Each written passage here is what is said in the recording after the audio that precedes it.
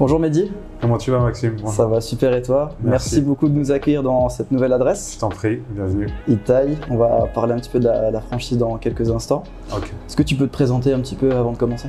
Ouais, bah écoute, Mehdi Brahmi, 37 ans, cofondateur de l'enseigne Itaï. Donc on a un parcours, ça fait à peu près 4 ans qu'on est dans la resto. Ok. Le premier restaurant a ouvert il y a à peu près 4 ans, à Malakoff. Et donc on suit un peu le bonhomme de chemin, voilà.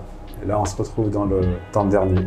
Dans le dernier. Qui a vu le jour, là, il y a une semaine. Ok, donc tu as combien de restos en tout? En tout 3. En tout 3. Ouais. Ok. Tu peux nous présenter un petit peu le système de Itaï? Alors, le système Itaï, c'est du street food. Okay. Voilà, il a le vent en poupe ces dernières années. Nous, on a rajouté, on a quelque chose que les autres n'ont pas, c'est la gastronomie malaisienne. Voilà, okay. Indonésienne, malaisienne. Voilà, je pense qu'on est les premiers à le faire. On a fait la fusion entre thaï, la cuisine thaï et malaisienne. C'est un peu le concept, à des prix abordables, trop cher, rapide à la préparation. C'est un peu le concept. Thaï, malaisien, donc ouais. Des consonances un petit peu asiatiques. Exactement. On fait quelques crochets aussi par d'autres pays. Ok. Classiques. Ouais. Genre quoi? Par exemple, tu vas trouver le bobun. Ok. Voilà. Le udon au Japon. Donc voilà. On fait quelques clins d'œil à d'autres pays. Ok, ouais, tu as une carte assez fournie. Ouais, une carte assez fournie, ouais, exactement. Okay, top. Et donc du coup, comment tu as fait pour faire venir, là c'est le 3e resto, comment tu as fait un petit peu pour faire venir les gens dans cette franchise, que les gens ne connaissent pas forcément, découvrir la cuisine malaisienne? Comment ça s'est passé? Bah écoute, on a démarché beaucoup de... Alors, je te donne un exemple, beaucoup de bureaux par exemple, les midis, exactement. Et ça a fait des effets boule de neige dans tous les restaurants, c'est incroyable. On a vu une fréquentation des établissements assez forte, le bouche à oreille, voilà. Et beaucoup de gens nous avaient retrouvé les saveurs qu'ils avaient mangées à Bali, Jakarta, Sultanat Brunei, par exemple. C'est exactement la même gastronomie là-bas. Ouais. Ok, d'accord. Ouais. Donc prospection un petit peu, enfin distribuer des flyers pour les entreprises, etc. Voilà, et un petit peu de com. Un peu de com, bien sûr, classique. Insta, tout le reste. Okay. On voit un logo. Un logo, exactement. À notre image. À notre image, turquoise 0, c'est partout comme ça, du coup tout est... Partout, ouais. Les codes couleurs doivent être respectés dans tous les restaurants. Voilà, on est sur les couleurs bleu pastel, rose pastel, une ambiance cosy le soir. Voilà, avec les néons. Ouais. Si je pouvais résumer là pour donner envie aux gens de venir, pourquoi ils viendraient chez Itaï? Bah pour découvrir les plats malaisiens, le sucré salé pimenté, voilà. Si on peut la résumer, c'est ça. Et tu m'as dit malaisien, c'était pas très répandu, donc c'est l'occasion de goûter aussi. Exactement. On fait connaître la cuisine à différentes personnes. Il y a beaucoup qui me disent, voilà, ça me rappelle, par exemple, je te donne un plat, nasi goreng. Le nasi goreng, c'est un plat, c'est comme tu dirais le couscous au Maghreb ou je sais pas moi, voilà. C'est un plat qui est très populaire. Mi goreng, nasi goreng, quand ils le retrouvent, ils disent ça me rappelle mes années en Indonésie, voilà. Beaucoup de gens qui sont étonnés parce qu'on est peut-être le premier, je crois, à le faire. Ok, bon bah top, super projet en tout cas. On est dans un de tes nouveaux établissements à Paris. Comment les tricolores t'ont accompagné pour ce lancement? Bah écoute, ils m'ont accompagné dans l'achat du local, voilà, les démarches administratives. Il y avait quelques obstacles liés à tout ce qui est extraction.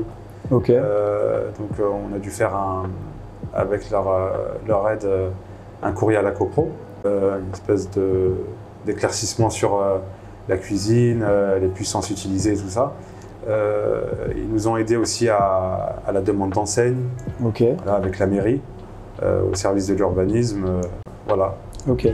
Donc en gros, ils t'ont aidé à créer le restaurant parce que tu avais déjà l'expérience, mais du coup à reprendre. À reprendre surtout l'administration. Il y avait des loyers impayés, celui-là. D'accord. Donc comment ça s'est passé du coup? Ils t'ont accompagné sur cette partie-là aussi? Exactement. Ils sont partis en négociation directement avec le propriétaire. Ils ont donné raison aux deux parties. Ils ont fait en sorte que tout se passe bien et voilà, les deux sont partis avec leur intérêt. Voilà. Si tu pouvais résumer, du coup, ça a apporté quoi? Plus de rapidité Exactement, oui. Tout a été lié directement, tout s'est débloqué. Ouais. Ok. Du coup, tu es déjà à 3 restaurants. Comment t'en es arrivé là à développer tout ça? Tu es passé un petit peu par les plateformes de livraison. Qu'est-ce qu'il y a eu comme grandes étapes? Alors, la première chose, c'est la qualité. La qualité de cuisine, ça c'est primordial. Je dirais la règle d'or dans le commerce, il y en a 3, c'est l'emplacement, l'emplacement, l'emplacement. Voilà, qualité en placement. Et on s'aide bien sûr des outils actuels comme les plateformes, Deliveroo, Uber Eats, Just Eat. Voilà, le bouche à oreille fonctionne énormément. Et donc, aussi les leviers médias comme Instagram, TikTok, faire ramener des influenceurs aussi, par exemple. Parce qu'aujourd'hui, c'est indispensable. C'est clair. Exactement. La notation est très importante aussi. Bon, là, on revient quand même à la qualité. Ok, notation donc, sur toutes les plateformes et Google, etc. Le référencement.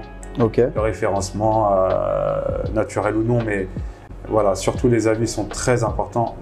Énormément de gens, avant d'entrer dans un restaurant ou dans le nôtre, ils disent voilà, on a regardé votre note sur Google et on a vu les avis positifs. Voilà. C'est sûr que les avis, c'est un marqueur. Donc, du coup, là, c'est vraiment une création. Comment ça se passe, du coup, pour faire connaître le restaurant? Comment on lance, tout simplement? Parce que tu avais effectivement déjà Itaï ailleurs. Mais là, comment on fait pour s'implanter dans le quartier, pour se faire connaître? Tu parlais des plateformes de livraison. Voilà, exactement. Quelles autres choses tu as mis en place? Classique, les flyers. Il faut inonder les boîtes aux lettres. Ok. Voilà. À part quand on voit stop pub, on ne met pas. Voilà, mais il faut faire connaître qu'on est dans un arrondissement ici. On a commencé par exemple ici dans le 11e. Toucher le premier cercle. Comme on dit, il faut d'abord être roi dans son royaume. Le deuxième cercle et ainsi de suite. Voilà. Mais déjà, il faut vraiment se faire connaître sur ce que j'appelle moi le premier cercle. Voilà. Ok. Ouais. Donc, la première cercle Paris 11. Voilà. Tu te vois où? Enfin, tu vois où Itaï dans 5 ans, par exemple? Tu as des plans de développement. Aujourd'hui, il y a la partie franchise. Donc là, aujourd'hui, c'est une franchise. Exactement. Celui-là, c'est une franchise, exactement. Comment tu vois tout ça? Beaucoup plus souple. On a un contrat moins contraignant, je pense, par rapport à une franchise classique. Moins de contraintes. On ne met pas la corde au cou de notre partenaire comme ça peut l'être dans certains cas. Tu vois, nous, on veut vraiment que le gars réussisse. Ok, mais là, tu cherches à toujours augmenter la franchise? Exactement, oui. Il y a encore des demandes. Il y a des demandes. On parle de Belgique, peut-être de Suisse. Ok. Un peu aussi dans le reste de la France? Ouais, les provinces, c'est très important. Les provinces, sud, centre, on aimerait. Ok, donc du coup, dans 5 ans, tu te voyais combien? 10, 15? Ça serait bien, 10, 15, ça serait déjà pas mal. 5 ans, On dit qu'une franchise, elle démarre à sa 5e année. Elle commence à exploser à sa 5e année, donc on a encore un peu de marge, je pense. Ça fait 3 ans, là, c'est ça? Ouais, là, en création propre, voilà. Le premier franchisé aujourd'hui, donc… un peu de marge, là. Voilà, exactement, exactement, c'est ça. Ok. On a parlles du développement. Est-ce que tu peux nous citer une galère que tu aurais eue sur le lancement, par exemple, d'Itaï, tout simplement? Les crises qu'il y a eu, Covid, Manif à l'époque, il n'y a pas trop longtemps, voilà, ça nous a fait beaucoup de mal.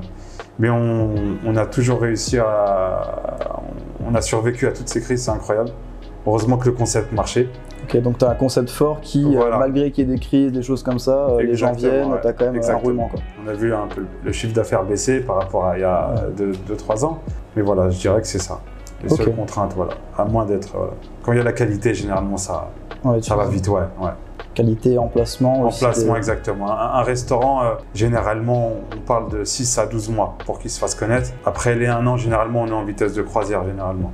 Voilà. Est-ce que tu aurais un conseil pour terminer à donner aux jeunes ou aux pas jeunes qui veulent se lancer dans la restauration? Avoir les reins solides. Il faut jamais se décourager, être très patient. Je pense que la chose que j'ai appris vraiment, c'est la patience. Être très patient. C'est donner les moyens. En fait, des retours. On investit au début, on ne voit pas forcément les retombées. Et au bout de quelques mois, c'est incroyable. Tout ce qu'on a investi ça revient exactement. Revient en oreille, les avis, etc. Exactement. Ça peut aller très vite. Il faut être très patient. L'abnégation, être passionné, je pense. Aimer la cuisine. Voilà, surtout aimer la cuisine.